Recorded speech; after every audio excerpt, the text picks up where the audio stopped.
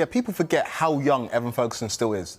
20 years old. Of course, this season he struggled in terms of form and injuries, but last season as a teenager he scored 6 Premier League goals. We all remember that memorable hat-trick against Newcastle. He's a player that, because he is so young and he does use his physicality, that does take time for strikers in that mould. But if you put that into context, like I say, he's 20 years old. Victor Gyökeres, who's now the hottest property in Europe, when he was 21 years old, he was coming off the bench for a Swansea side that were in the Championship, of course, ironically, on loan from Brighton. So Evan Ferguson's a player that does fit the mould in terms of an out-and-out number 9, but Arsenal, more than any other team in the Premier League, are in win-now mode. And so for a player that is young, that needs time to develop, if he doesn't hit the ground running, if Arsenal were to bring him in, then I don't think it would be the best for his personal development.